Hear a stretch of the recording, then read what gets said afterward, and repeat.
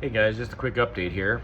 I don't know what day it is. Today's the 17th of January, I think, but like what day carnivore I'm at, not a clue. Uh, I just wanted to give you a quick little update, or a quick little update. I'm at work. I don't have anything to really cut today, so I thought I'd leave a little bit of a video here for everybody. One of the things that I was asked is to talk about butcher stuff, and well, I'm in my meat shop, so I guess the question is, what kind of butcher shop stuff do I want to talk about?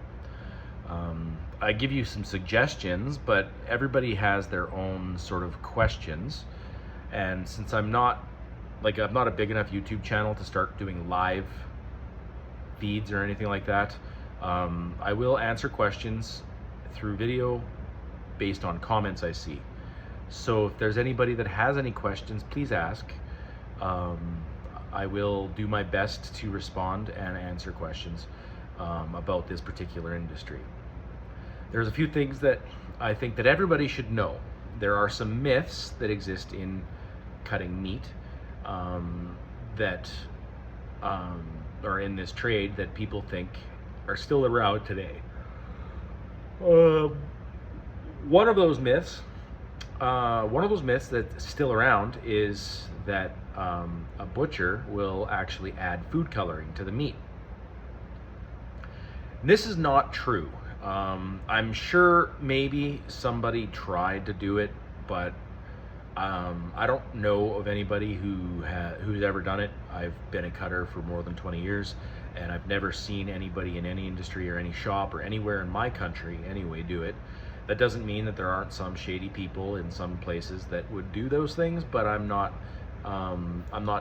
speaking for those people. I'm speaking for the industry as a whole. It's a highly regulated and protected industry. The people that raise cattle want to make sure they don't lose money, and the people that buy the cattle from those who raise it don't want to lose money, right? Just like anybody. But it is a very, very hard industry to stay profitable in, and it doesn't earn you nearly as much money as, say, planting a canola field. So you're seeing more and more farms and ranches shutting down because the guys are getting older.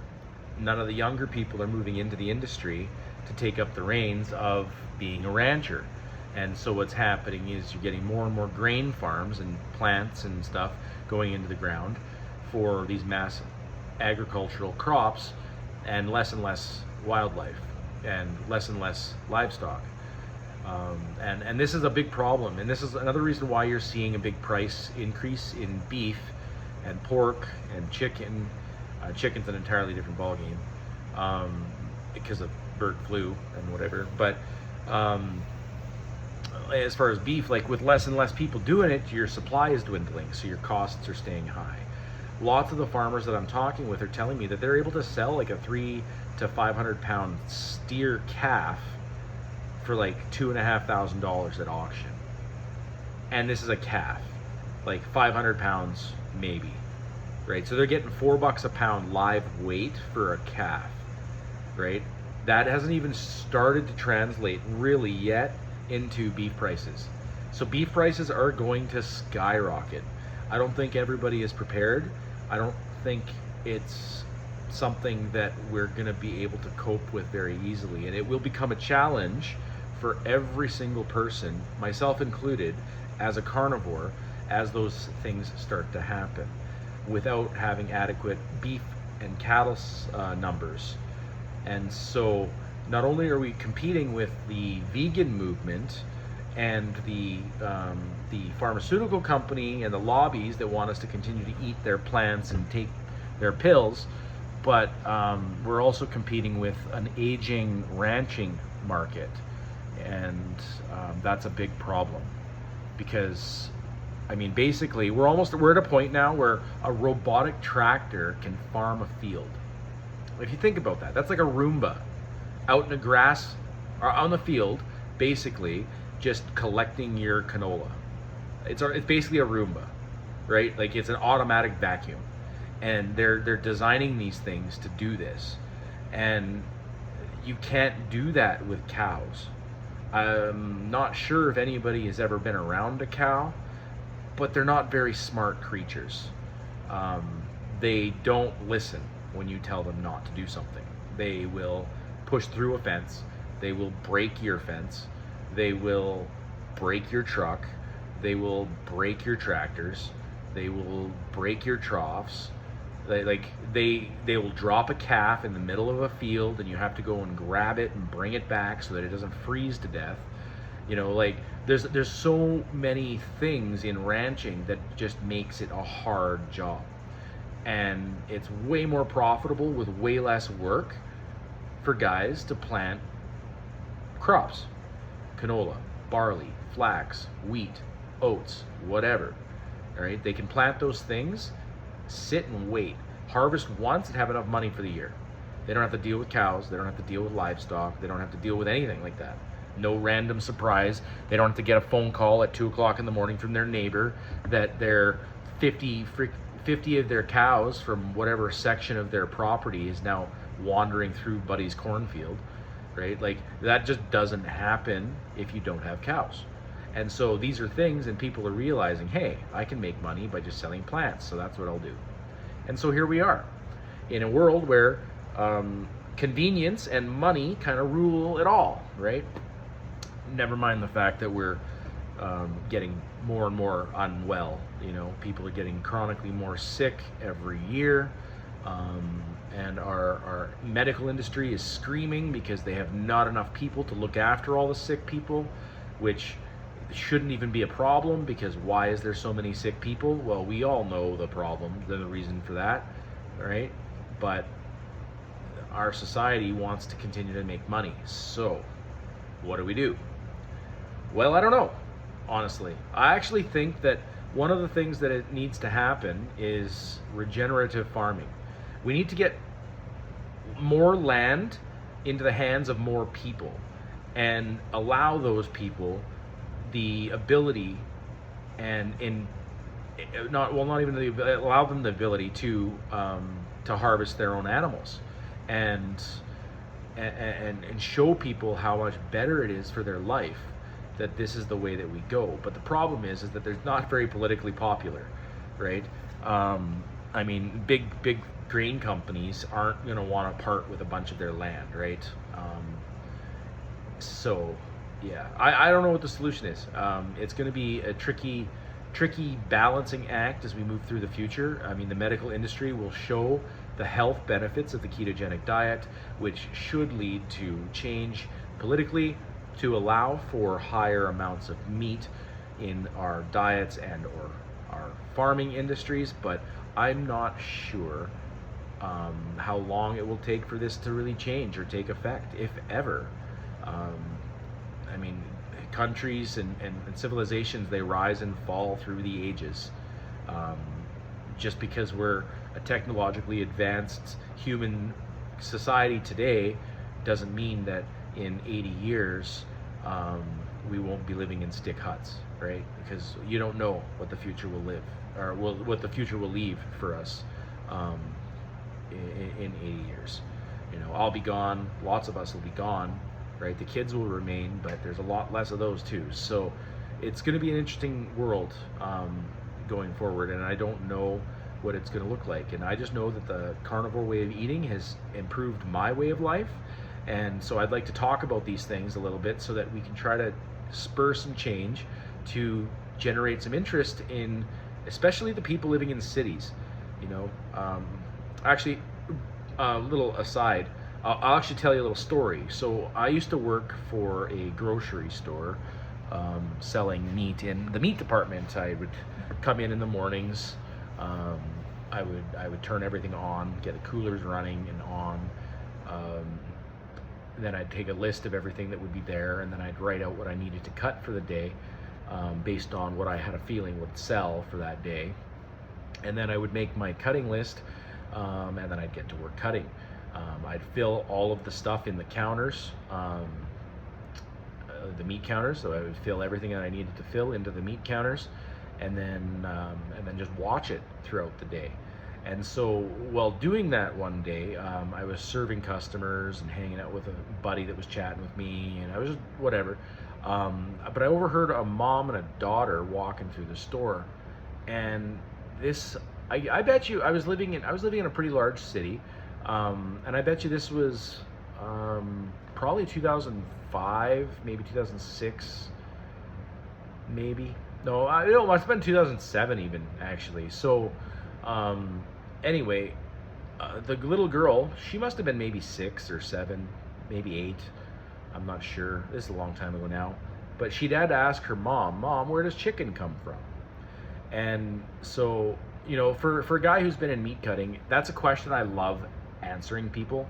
And not because I want to have the argument which came first, the chicken or the egg, but because I think that it's really important that people understand that your meat was a living animal, right? And now it is not living anymore, and we are consuming this animal because this animal is the most nutritious thing for us to eat.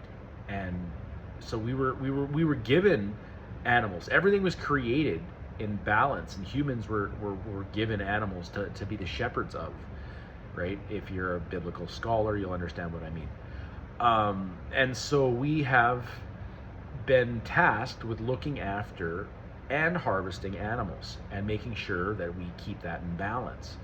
And one of the things that I've always loved doing is to educate people, like, oh, well, your chicken, you want to know where it comes from? Well, after it hatches from an egg, it's raised, and then, I tell a story about where it comes from on the farm. I even explain the process of slaughtering if people are curious, so that people understand, because there's so many different opinions on what's healthy, what's humane, what's all this stuff, and facts are the facts, right? Everything on the planet eats something else. Doesn't matter if it's a worm, doesn't matter if it's a termite, doesn't matter if it's a human, doesn't matter if it's a whale, doesn't matter if it's a giraffe, right? Even the algae that sits on the water that you see is eating the stuff, right? And so everything is eating something else. And that is a really important aspect of being alive that children especially need to be taught, because this girl asked her mom where chicken comes from, and you know what her mom reply was? I'll give you a second to think about it, but her mom's reply was, from the grocery store. If that wasn't a disservice to that little girl, I don't know what was. And if she didn't grow up to become some vegan, left, like some activist for animal rights, I really don't know what. You know what I mean? Like, to tell somebody a lie to protect them from the painful discussion that could occur from finding out that a chicken or a pig or whatever is her favorite character from a book or something, right?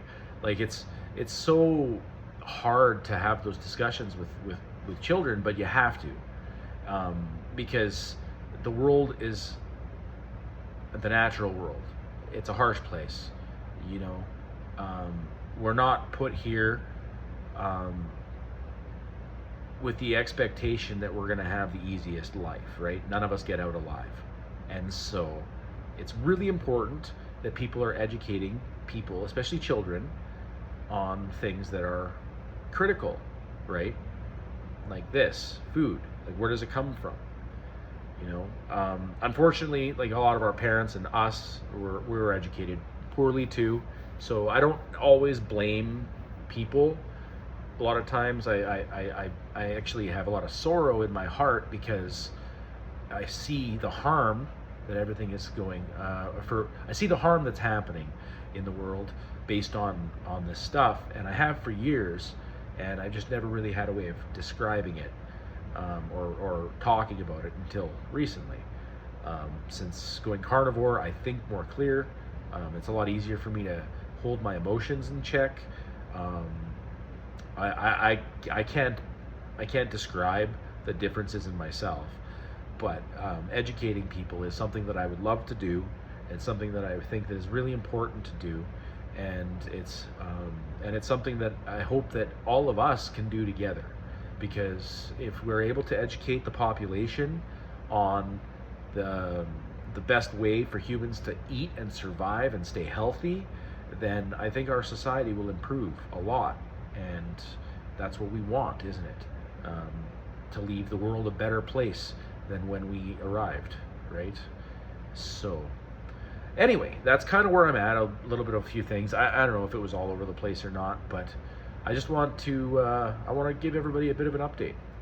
I'm 108 kilos now. I'm down another kilo since the Dave Mack interview. I'm still doing my workouts, not as often probably as I should be, but I mean, I run a business, even badly, but I still run one. So it's important to just stick to your habits. And my habits right now is carnivore and exercise. I'm up early every day. I read every day. I work out every day. I drink lots of water every day. I add 1 drop of Lugol's 2% iodine to my water every morning. Not every morning. I do skip occasionally, a morning here and there. And that's kind of where I'm at. So I hope somebody got something from this anywhere. I tried to stay fluid with my discussion. I didn't prepare anything for this, so I'm just having a talk while I got some time. So thank you very much again. I hope everybody has a great day. I hope everybody's living life to their best. If you like what I do, if you like who I am, if you like the way I talk, like and subscribe.